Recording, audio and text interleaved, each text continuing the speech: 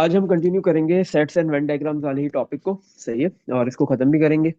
Question 21 में क्या बोल रहा है? पार्ट ए के अंदर आपके पास सबसे पहले एक यूनिवर्सल सेट गिवन दिया हुआ है। Is an integer. Universal set में आपके पास जो एलिमेंट्स आएंगे वो इंटीजर होंगे। सही है। और एलिमेंट्स की वैल्यूज 10 से लेके 20 तक है। सही है। 10 और 20 दोनों इंक्लूड है। तो 10 है, फिर 11,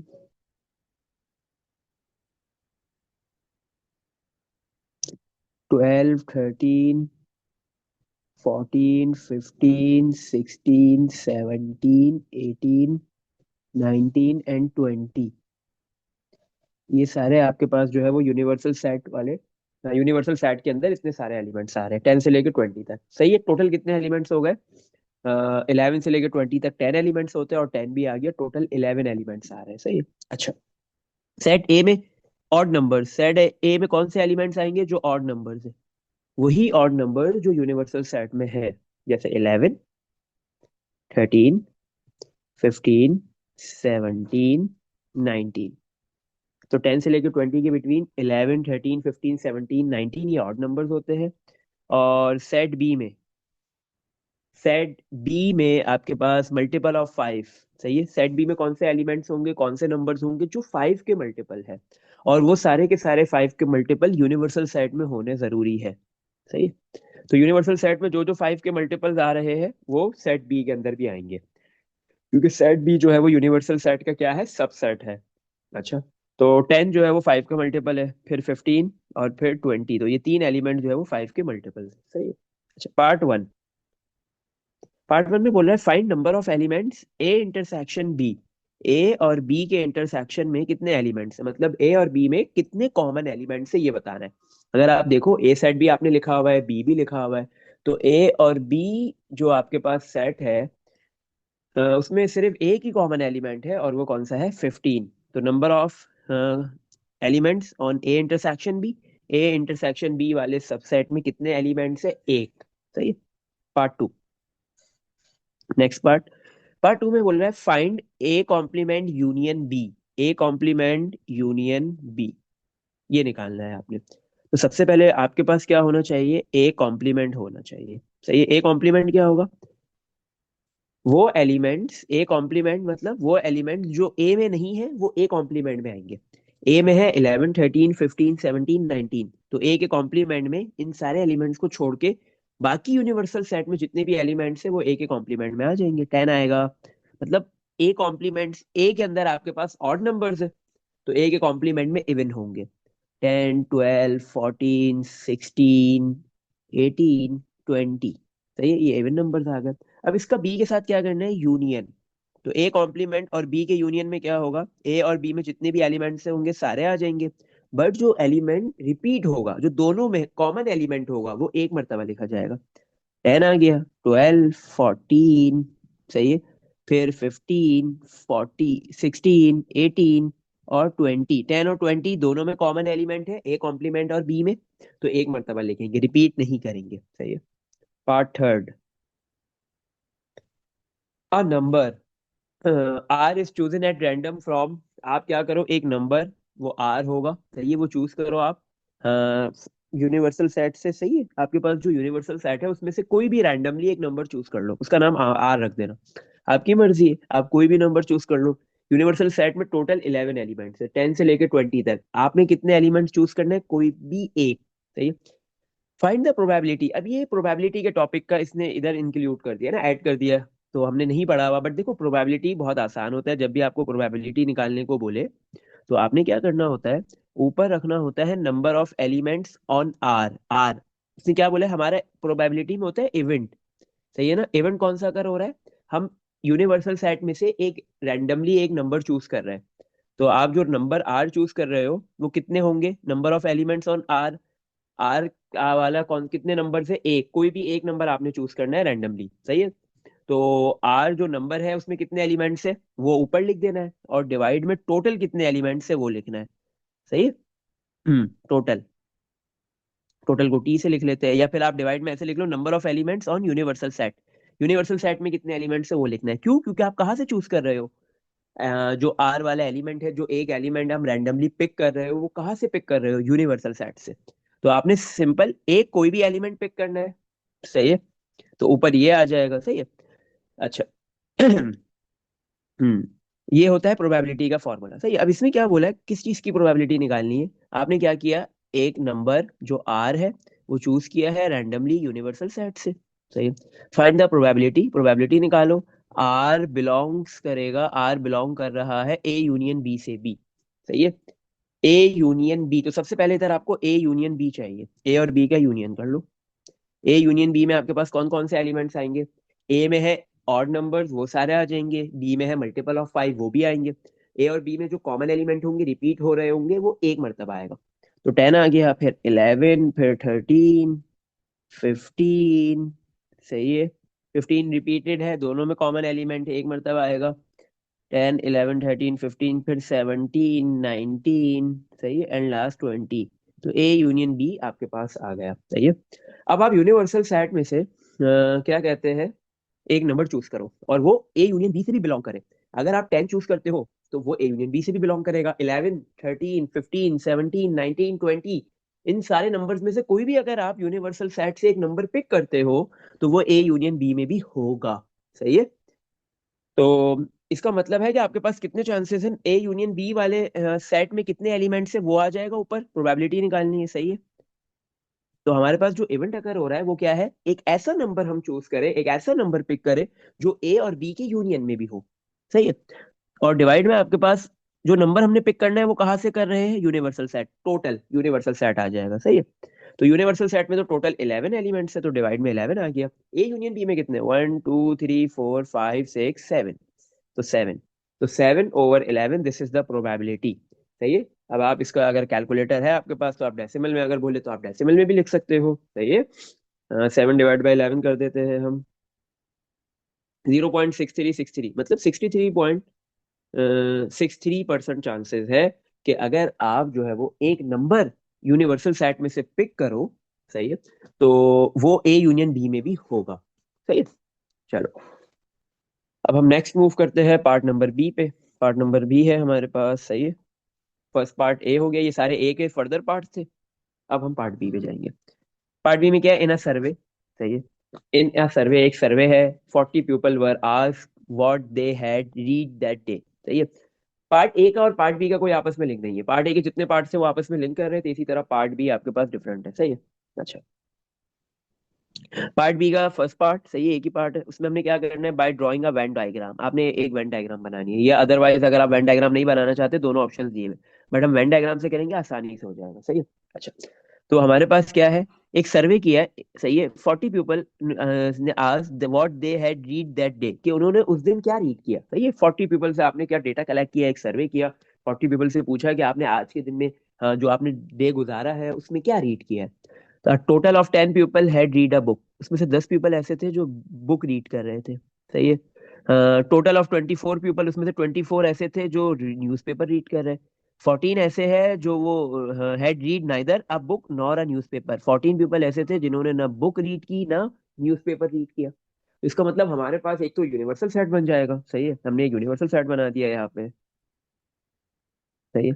ये हो गया हमारे पास यूनिवर्सल सेट, सही। अच्छा, यूनिवर्सल सेट के अंदर हमारे पास जो है वो दो सबसेट्स होंगे, एक वो पीपल जो बुक रीड कर रहे हैं और एक वो जो न्यूज़पेपर रीड कर रहे हैं। तो एक हमारे पास आ गया बुक, सही है। बुक के लिए हमने एक सर्कल बना लिया और एक हमने न्यूज़पेपर के लिए बना लिया।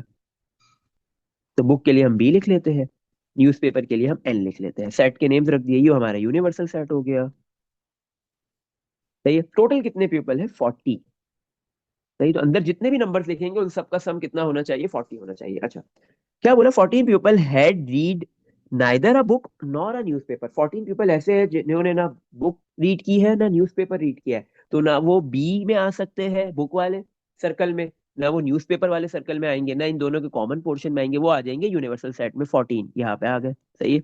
अच्छा, 10 पीपल ऐसे हैं जिन्होंने क्या किया है, बुक रीड की है, क्या रीड किया है, बुक। और 24 ऐसे हैं जिन्होंने क्या रीड किया है, न्यूज पेपर रीड किया है, सही है। Had read a newspaper. अच्छा, find the number of people, आपसे क्या पूछ रहा है कि नंबर ऑफ पीपल बताओ हु हैड रीड बोथ। आपको ये वाला रीजन निकालना है। नंबर ऑफ पीपल कितने हैं जिन्होंने बुक भी रीड की है और न्यूज़पेपर भी रीड किया, ये बताना है। अच्छा, अगर आप बोलते हो कि 10 पीपल ऐसे हैं जिन्होंने बुक रीड की है, अब ये वाला जो पोर्शन होता है हमने समझा हुआ है, कंप्लीट बी जो है वो उसमें वो एलिमेंट्स आएंगे, वो पीपल आएंगे जिन्होंने बुक रीड की है। लेकिन ये जो बीच का जो पोर्शन है आपके पास, ये कॉमन पोर्शन होता है। सही है, ये न्यूज़पेपर और बुक का कॉमन पोर्शन है। इसमें वो पीपल आएंगे जो बुक भी रीड कर रहे हैं और न्यूज़पेपर भी रीड कर रहे हैं। और ये वाला जो रीजन है, इसमें सिर्फ वो पीपल आएंगे जो सिर्फ बुक रीड कर रहे हैं। और ये वाले रीजन में आपके पास जो है वो पीपल्स आएंगे जो सिर्फ न्यूज़पेपर रीड कर रहे हैं। अच्छा, तो अब हमारे पास इसने जो अमाउंट बताई हुई है, ठीक है, 10 पीपल है, 24 है। अब 10 पीपल में कुछ पर्सन ऐसे होंगे जिन्होंने न्यूज़पेपर भी रीड किया है, वही हमें ढूंढना है। और 24 में भी ऐसे होंगे जिन्होंने न्यूज़पेपर के साथ साथ कुछ पर्सन के कुछ पीपल ऐसे होंगे जिन्होंने क्या किया है, बुक भी रीड की है। तो आप कैसे निकालेंगे? अच्छा बेटा, आपको ये चीज पता होनी चाहिए कि जैसे ही आपके पास जो नंबर ऑफ पीपल जो बुक वाले हैं और नंबर ऑफ न्यूज़पेपर, आप इन दोनों को ऐड करो, सही है, और इन दोनों में कॉमन भी है, तो वो जो कॉमन पोर्शन है आप उसको माइनस कर दो। सही है, बुक, नंबर ऑफ पीपल जो बुक रीड कर रहे हैं और न्यूज़पेपर दोनों कर रहे हैं, इंटरसेक्शन, क्योंकि कॉमन क्या होता है, इंटरसेक्शन होता है, इसको माइनस कर दो। तो आपके पास बेटा क्या आ जाते हैं, वो पीपल आ जाते हैं जिन्होंने क्या रीड किया है, सिर्फ जिन्होंने क्या रीड किया है, number of people A union B, या तो वो बुक रीड कर रहे हैं या फिर, सही है, आपको ये पता चल जाता है कि ए यूनियन बी में टोटल कितने एलिमेंट्स आएंगे, मतलब ऐसे कितने एलिमेंट्स है होंगे जो बुक और या बुक या फिर उसमें से क्या रीड कर रहे होंगे, न्यूज़पेपर, ये आपको पता चल जाता है। सही है। अच्छा, अब हमारे पास यहाँ पे क्या है, क्या दिया हुआ है, 10 पीपल, तो मैं 10 लिखता हूँ यहाँ पे।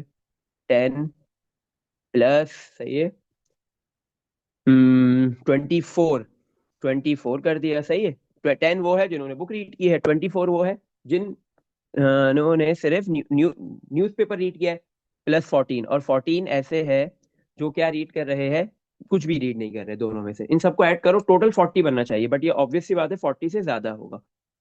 तो ये आपके पास हो गया 34 प्लस 14, 48 हो गए। सही है। तो इसका मतलब ये है कि आपके पास जो है वो, अब क्या हुआ, ये 40 से ज्यादा आ गया, कितना ज्यादा आ रहा है, तो सिंपली 48 माइनस 40 कर देंगे। इसका मतलब है कि 48 माइनस 40 कितना हो गया, 88। तो 8 पीपल ऐसे हैं जो बुक भी रीड कर रहे हैं और न्यूज़पेपर भी रीड कर रहे हैं। तो इस रीजन में आपके पास 8 आ जाएगा। सही है। अच्छा, और आपके पास जो है वो टोटल जो 10 पीपल है जो बुक रीड कर रहे हैं, उसमें से 8 वो है जो दोनों रीड कर रहे हैं। तो यहाँ पे सिर्फ बुक वाले ऐसे कितने पीपल है जो बुक रीड कर रहे हैं, वो 2 होंगे। सही है। इसी तरह 24 पीपल में आपके पास न्यूज़पेपर रीड कर रहे हैं, उसमें से 24 में से ही 8 पीपल ऐसे हैं जो आपके पास क्या कर रहे हैं, बुक भी रीड कर रहे हैं। तो सिर्फ न्यूज़पेपर कितने रीड कर रहे हैं, 24 माइनस 8 कर दो, 16 हो गया। अब इन सारी वैल्यूज को अगर आप ऐड करते हो तो आपके पास बेटा जो आंसर आएगा वो 40 होगा। सही है, आप ऐड करके चेक कर सकते हो। सही है, इन तीनों चारों वैल्यूज को, 14 प्लस 2 प्लस 8 प्लस 16, तो ये टोटल नंबर ऑफ पीपल 40 के इक्वल आ गया। आपको क्या फाइंड करने को बोल रहा था, बताओ ऐसे कितने नंबर ऑफ पीपल है जो दोनों रीड कर रहे हैं, बुक भी और न्यूज़पेपर भी। तो आपने क्या बोला, कितने हैं वो, 8, तो आपका आंसर क्या है, 8 है। सही है, ये फॉर्मूला भी यूज कर सकते थे, विदाउट फॉर्मूला हमने कर लिया। सही है। चलो, ये वाला पार्ट भी हो गया हमारे पास। इसमें देख लो कुछ पूछना है। अब हम मूव करते हैं नेक्स्ट क्वेश्चन पे। 22, 22 में क्या बोल रहा है, 40 students can take part in 3 activities. Total कितने स्टूडेंट्स है, 40 स्टूडेंट्स है। सही है, टोटल कितने स्टूडेंट्स है, 40 स्टूडेंट्स है, वो 3 एक्टिविटीज में पार्ट ले रहे हैं। एक आर्ट की एक्टिविटी है, एक डांसिंग की एक्टिविटी है, एक गार्डनिंग की एक्टिविटी है। तो ये 3 एक्टिविटीज है। सही है, तो 40 स्टूडेंट्स इन तीनों एक्टिविटीज में पार्ट ले रहे हैं। हो सकता है कोई स्टूडेंट सिर्फ आर्ट में या सिर्फ डांसिंग में या गार्डनिंग में पार्टिसिपेट करें। सही है, कुछ स्टूडेंट्स तीनों में कर रहे होंगे, कुछ दो में कर रहे होंगे। सही है, ऐसे ही है। अच्छा, तो यहाँ पे आपके पास एक वैन डायग्राम गिवन दी हुई है। ई इसका ये यूनिवर्सल सेट बना हुआ है, ए का मतलब क्या है, आर्ट वाला सेट है, डी डांसिंग है और जी गार्डनिंग है। सही है। 5 do not take part in any of the activities. 5 ऐसे स्टूडेंट्स हैं जिन्होंने इन तीनों एक्टिविटीज में पार्ट नहीं लिया, तो 5 कहाँ आ जाएगा, यूनिवर्सल सेट में। सही है, ए डी और जी के बाहर आ जाएगा। सही है। 12 डू आर्ट ओनली, 12 ऐसे हैं जिन्होंने सिर्फ आर्ट के अंदर पार्टिसिपेट किया है, तो वो सिर्फ ए वाले, सिर्फ ओनली ए वाले रीजन में आएंगे, सही है। 4 डू डांसिंग एंड गार्डनिंग, 4 ऐसे हैं, 4 स्टूडेंट्स ऐसे हैं जो गार्डनिंग में भी पार्टिसिपेट कर रहे हैं और डांसिंग में भी कर रहे हैं, बट नॉट आर्ट, आर्ट में नहीं कर रहे, सिर्फ गार्डनिंग और डांसिंग में कर रहे हैं। तो गार्डनिंग जी और डांसिंग का कॉमन रीजन ये रहा, तो इसमें आ जाएगा आपके पास 4। One student does all three activities, सिर्फ एक स्टूडेंट ऐसा है जो तीनों एक्टिविटीज में पार्टिसिपेट कर रहा है, तो तीनों एक्टिविटीज का कॉमन पार्ट ये है, यहाँ पे बना आगे, सही है। अच्छा, और आपको क्या बोल रहा है, कंप्लीट द वेन डायग्राम, सही है। आपने क्या करना है, इस वेन डायग्राम को क्या करना है, कंप्लीट करना है, सही है। अब इस वेन डायग्राम में आपके पास क्या है, कुछ अननोन्स लिखे हुए हैं, जैसे ए और डी, मतलब ऐसे कितने स्टूडेंट्स हैं जो आर्ट और डांसिंग दोनों में पार्टिसिपेट कर रहे हैं, वो बताओ, वो अननोन है। इसी तरह आपके पास ऐसे कितने स्टूडेंट्स हैं जो डांसिंग और गार्डनिंग, जो सिर्फ डांसिंग कर रहे हैं, वो अननोन है, एक्स निकालना है, वाई निकालना है, सही है। ऐसे कितने स्टूडेंट्स हैं जो सिर्फ आपके पास जो है वो किस में पार्टिसिपेट कर रहे हैं, जेड, जेड का मतलब आप, सॉरी जी, गार्डनिंग में, तो जेड निकालना है, सही है। तो ये आपने चीजें फाइंड करनी है, 3। और ऐसे कितने स्टूडेंट्स हैं जो आर्ट और गार्डनिंग में पार्टिसिपेट कर रहे हैं, वो लिख दिया, बता दिया कितने हैं, 0, सही। अच्छा, और टोटल स्टूडेंट्स भी आपको गिवन दिए हुए, टोटल कितने, 40 स्टूडेंट्स हैं, सही है। आपको पता है कि जितने अंदर जितने भी नंबर्स लिखे हुए हैं, ये सारे किस सम करोगे तो किसके बराबर आएगा, 40 के बराबर आएगा, किसके इक्वल आएगा ये, 40 के। अच्छा, तो आपने लिखा 40 इक्वल टू, 40 किसके इक्वल है, ओनली ए, आर्ट वाले, सिर्फ आर्ट वाले कितने स्टूडेंट्स है, 12, प्लस सिर्फ आपके पास जो है वो सिर्फ गार्डनिंग वाले कितने हैं, जेड, प्लस सिर्फ ड्राइंग वाले डांसिंग वाले कितने हैं, वाई, ए और डी का कॉमन पार्ट, एक्स, सही है, प्लस ए और जी का कॉमन 0, तीनों का कॉमन 1, प्लस डी और जी का कॉमन 4, और 5 ऐसे स्टूडेंट्स हैं जो पार्ट ही नहीं कर रहे हैं, सही है। तो यहाँ से आपके पास एक इक्वेशन बन जाएगी, सही, जिसमें 3 अननोन्स होंगे, अब आपने इन तीनों अननोन्स की वैल्यूज निकालनी है। तो आपके पास 12 प्लस 1 13 प्लस 4 17 प्लस 5 22 हो गया, 22। 40 प्लस का 22 इधर आके माइनस का 22 equal to X plus Y plus Z, सही। तो 40 माइनस 22 18 स्टूडेंट्स किसके बराबर है, X plus Y plus Z के, सही है। ये आपके पास सबसे पहले फर्स्ट इक्वेशन ये बन गई। सही है। अच्छा, तो अब आपको ये बताना है कि आपके पास जो है वो y में कितने एलिमेंट स्टूडेंट्स होंगे, y की क्या वैल्यू है वो बताना है, सबसे पहले वो निकाल सकते हो, और z की, सही है। आपके पास कितने स्टूडेंट्स y में है, कितने स्टूडेंट्स z में है, सही है। अच्छा, तीनों का सम कितना होना चाहिए, 18 बनना चाहिए। आप देखो आपके पास x क्या है, कि आर्ट और डांसिंग में ऐसे स्टूडेंट जो आर्ट में भी पार्टिसिपेट कर रहे हैं और डांसिंग में भी, वो कितने हैं, वो x है, सही है। अच्छा, वाई आपको पता है ओनली डांसिंग है और जेड ओनली गार्डनिंग है, तो ये चीजें फाइंड करनी है। कैसे करेंगे इसके लिए, 18 बनना चाहिए इन तीनों का सम, सही है। ये तीनों स्टूडेंट्स मिला के 18 होंगे, 18 से ज्यादा नहीं हो सकते, उससे कम भी नहीं होने चाहिए। अच्छा, आपके पास जो है वो डांसिंग और गार्डनिंग, 4 स्टूडेंट्स ऐसे हैं जो डांसिंग भी कर रहे हैं और गार्डनिंग भी कर रहे हैं, सही है। हम्म, और आपके पास जो है वो यहाँ पे 12 स्टूडेंट्स ऐसे हैं जो सिर्फ क्या कर रहे हैं, आर्ट कर रहे हैं, आर्ट में पार्टिसिपेट कर रहे हैं। हाँ, और आपको निकालना है सिर्फ गार्डनिंग, सिर्फ डांसिंग, और डांसिंग और गार्डनिंग का कॉमन, सही। अच्छा, तो अब हम यहाँ पे कैसे निकालेंगे, कि हमें क्या पता कि एक्स वाई जेड ये क्या होगा। हम कंसिडर करेंगे कि हमारे पास जो है वो 4 स्टूडेंट्स ऐसे हैं जो क्या कहते हैं, डांसिंग और गार्डनिंग दोनों में पार्टिसिपेट कर रहे हैं, 4 स्टूडेंट्स डांसिंग और गार्डनिंग दोनों में पार्टिसिपेट कर रहे हैं, ऐसे ही है। अच्छा, तो आपके पास यहाँ पे हम्म,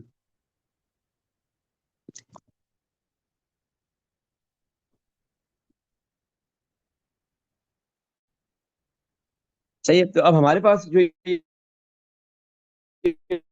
पार्ट ए था, उसमें किया बाकी जो सारा डेटा था वेन डायग्राम के अंदर हमने सब्स्टिट्यूट कर दिया और इधर से हमारे पास एक इक्वेशन बन गई आई प्लस जेड। सही है। अच्छा, अब पार्ट बी में बताया हुआ है कि एक्स वाई जेड की वैल्यूज कैसे निकलेंगी ऑन द वेन डायग्राम में आपके पास एक्स वाई जेड अननोन है, उसके लिए एक रेशो गिवन दिया हुआ है इधर आपके पास x colon y colon z. क्या रेशो गिवन दिया हुआ है? रेशो क्या गिवन है आपके पास? X colon y colon z का 1:2:3। सही है, ये आपके पास एक रेशो गिवन है। सही है, इस रेशो को यूज करते हुए आप एक्स वाई जेड की वैल्यूज निकाल लोगे। सही है। आपको पता है एक्स वाई जेड का सम किसके बराबर है? 18। सही। और एक्स के पास कितने पोर्शन है? 1। वाई में 2 पोर्शन है और जेड में 3 पार्ट्स है। इन तीनों को ऐड करो तो 1+2+3 आपके पास 6 हो गए। टोटल टोटल पार्ट्स कितने हो गए? 6। और आपके पास total students x y z जो आएंगे 3 है।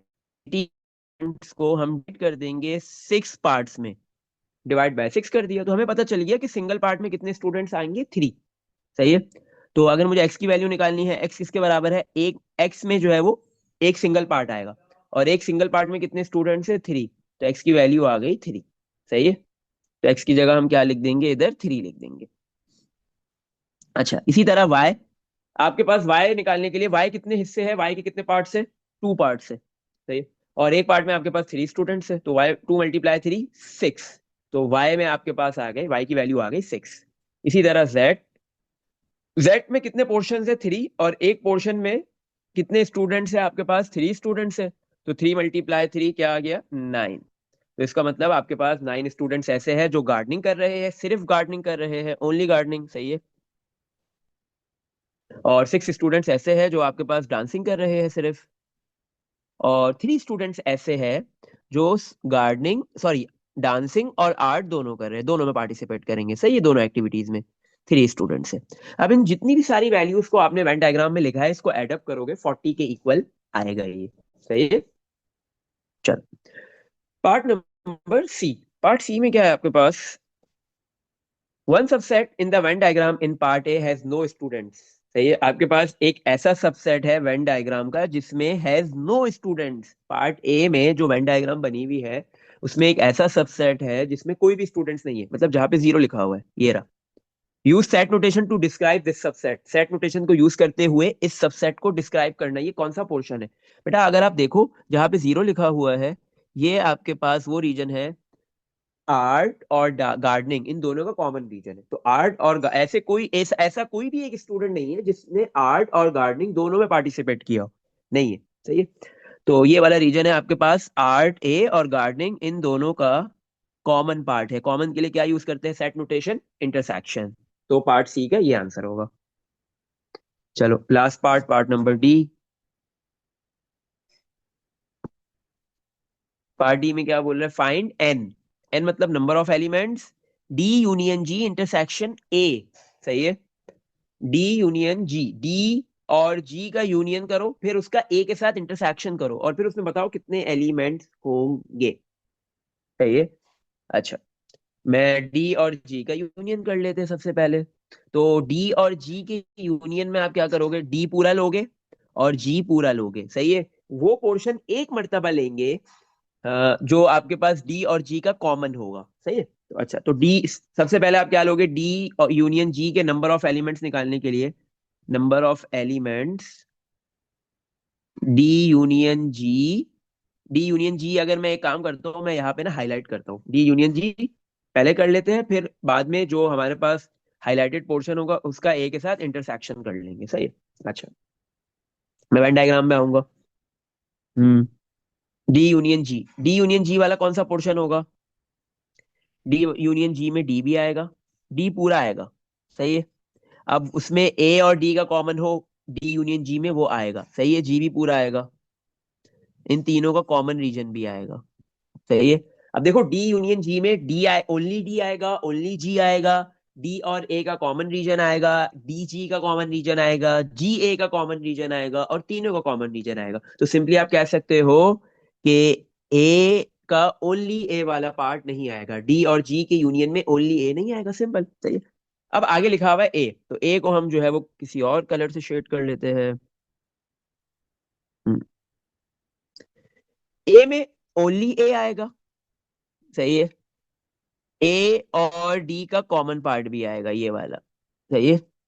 ए डी जी इन तीनों का कॉमन पार्ट भी आएगा, ए और जी का कॉमन पार्ट भी आएगा, सही है। अब आपने डी यूनियन जी और ए का क्या करना है, इंटरसेक्शन करना है। ए डी यूनियन जी और ए का इंटरसेक्शन, तो मैंने जो है वो दो डिफरेंट कलर से जो है वो इसको हाईलाइट किया हुआ है, एक रेड और एक पर्पल। तो अब आप बेटा सिर्फ उस पोर्शन को स्टडी करोगे, उस पोर्शन को देखोगे जो रेड से भी कलर हुआ हुआ है और पर्पल से भी हुआ हुआ है, क्योंकि आपने डी यूनियन जी और ए का इंटरसेक्शन लेना है, सही है।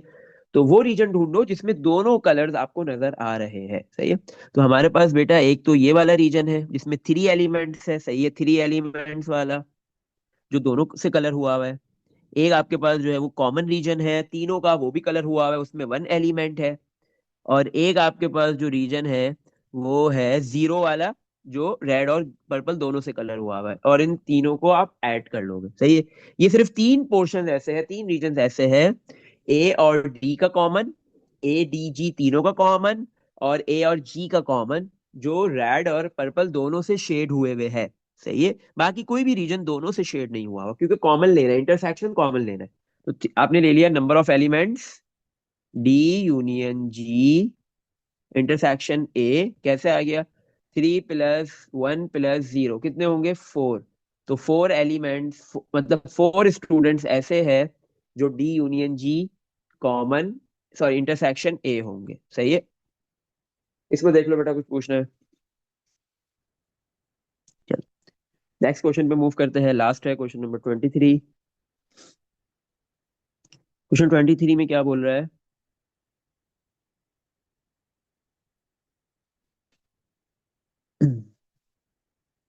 The Venn diagram below shows the number of elements in three sets. आपके पास जो वेन डायग्राम है जो इधर नीचे बनी हुई है, इसमें आपके पास जो है वो तीन एलिमेंट तीन सेट्स है, सही है ना।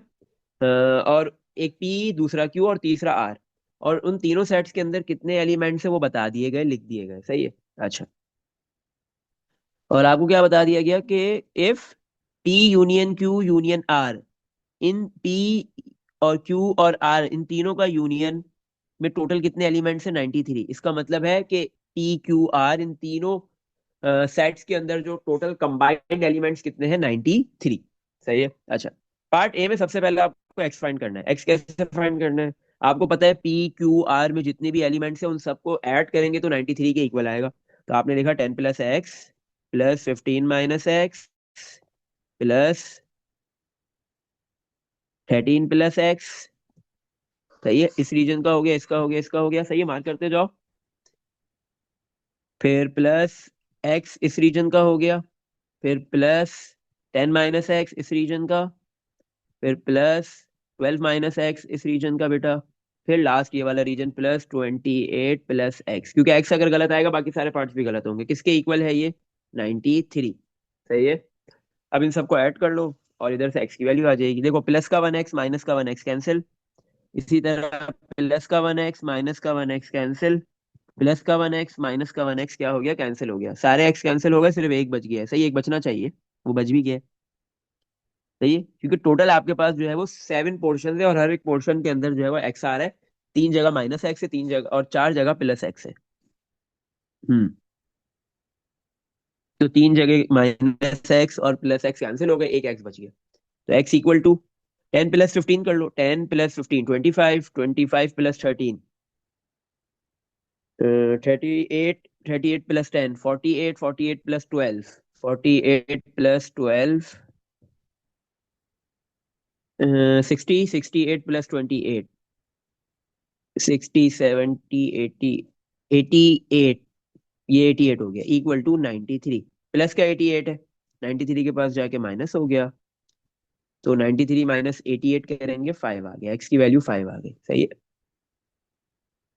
चलो next, part B. Part B में बोल रहा है number of elements on P. P में कितने एलिमेंट्स है वो बताओ। हमारे पास पी वाले सेट में एलिमेंट्स है 10 + x, तो 10 + x पी वाले सेट में एलिमेंट्स है, तो x की वैल्यू है 5, तो 10 + 5 कितना हो गया, 15। Part C, number of elements R set में कितने एलिमेंट्स है? 28 प्लस एक्स, और 28 प्लस एक्स की value 5 equal to 28 plus 5 33। D number of elements on P, sorry D वाला पार्ट ना, ओ बी के बाद मैंने डी कर दिया है ये। सही, अब सी कर लेते हैं। आर में निकाल लिए। सी में क्या है? Number of elements on Q. Q में कितने एलिमेंट्स है? क्यू में कितने एलिमेंट्स है?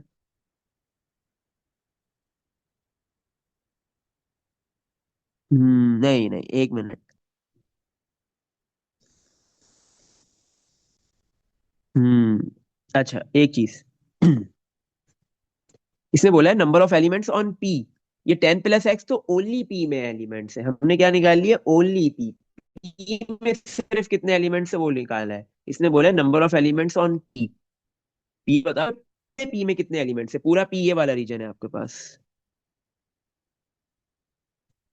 पूरा पी ये है। सही है। इस पूरे पी में आपके पास जो है वो 10 प्लस एक्स आएगा। सही है, ओनली पी वाला। और फिर पी और क्यू में जो कॉमन है वो भी आएगा, प्लस ही होगा वो भी। 15 - एक्स, फिर प्लस पी क्यू और आर, इन तीनों का कॉमन रीजन एक्स, फिर प्लस 10 - एक्स। पी और आर का कॉमन रीजन। सही है, देखो प्लस का 1 एक्स, माइनस का 1 एक्स कैंसिल, प्लस का 1 एक्स, माइनस का 1 एक्स कैंसिल। 10 + 10 20, 20 + 15 35 एलिमेंट्स हो गए। सही है।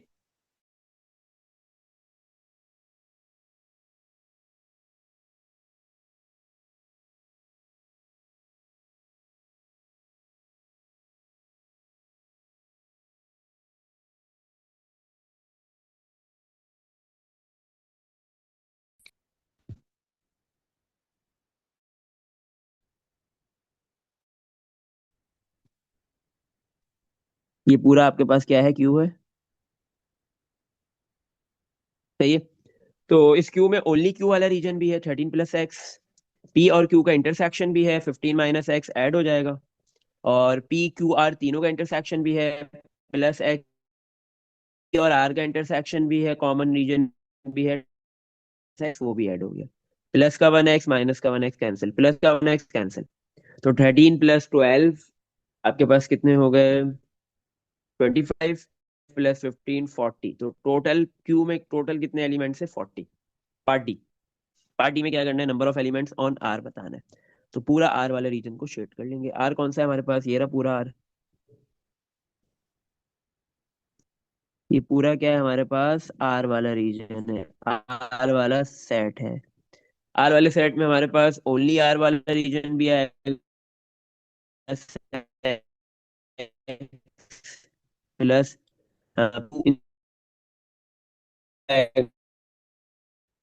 और आर का कॉमन माइनस वो भी ऐड हो गया।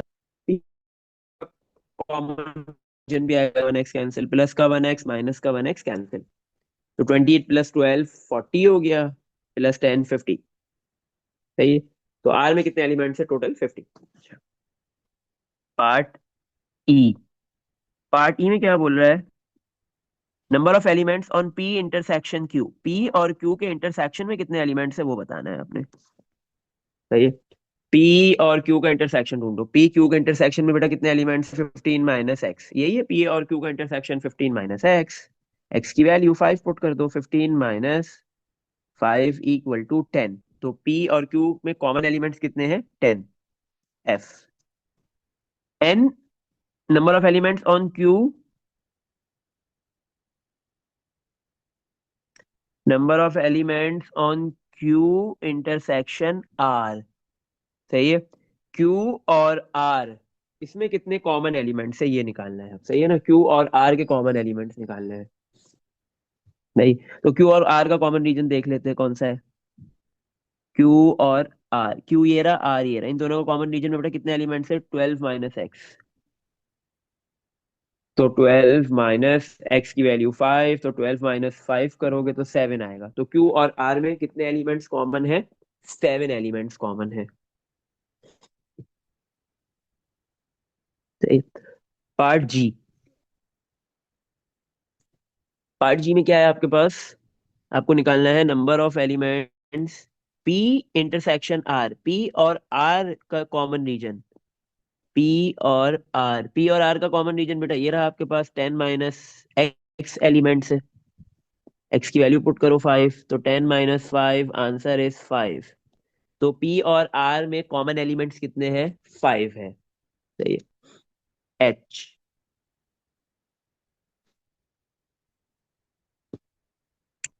पार्ट एच में क्या है? Number of elements R union Q. R और क्यू, इसमें कितने एलिमेंट्स हैं, बस ये बताना है। सही है। इसका मतलब आपने आर रीजन पूरा लेना है और क्यू वाला लेना है। तो आर वाला भी लो और क्यू वाला भी लो। आर यूनियन क्यू करना है, मतलब ये पूरा रीजन लेना है। सही है। मतलब पूरा आर, पूरा क्यू, बस ये।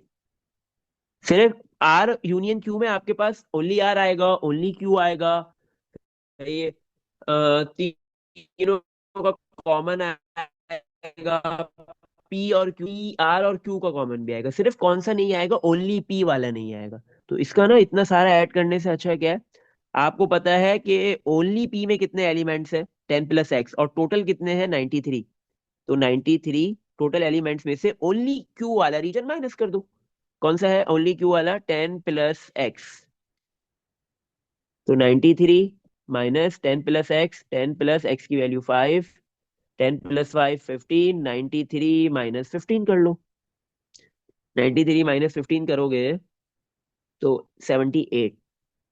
तो 78 एलिमेंट जो है वो P Q, P U R, sorry R union Q में आएंगे। सही है। चलो लास्ट पार्ट है हमारे पास इसका, आई। आई वाले पार्ट में क्या बोल रहा है?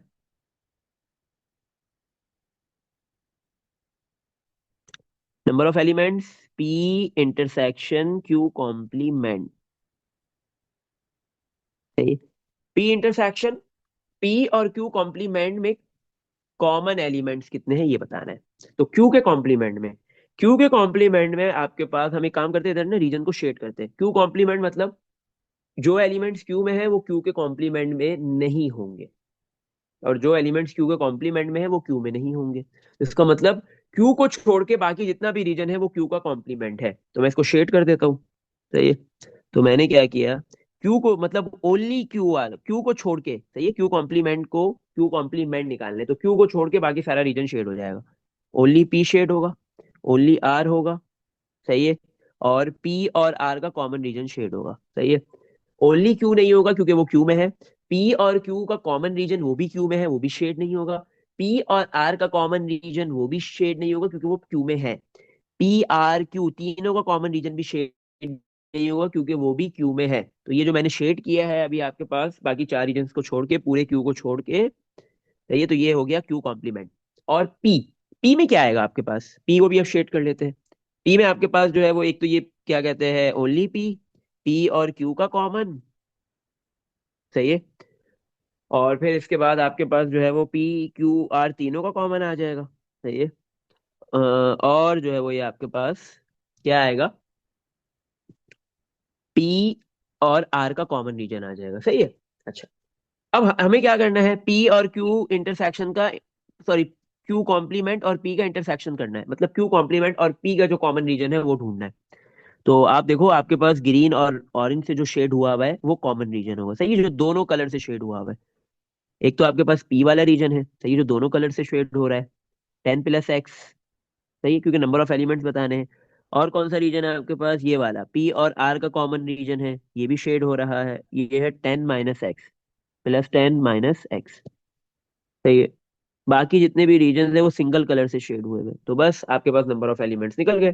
प्लस का एक्स माइनस का एक्स कैंसिल। तो पी और क्यू कॉम्प्लीमेंट का इंटरसेक्शन, इन दोनों में कॉमन एलिमेंट्स कितने हैं? 10 + 10 20। सही है। इसमें देख लो बेटा, कुछ पूछना है? तो यहाँ पे हमारे पास जो ये सेट्स एंड वेन डायग्राम्स का जो टॉपिक है वो खत्म हो गया है। सही है। मैक्सिमम क्वेश्चंस हमने जो है वो इस टॉपिक के कवर कर लिए हैं। सही।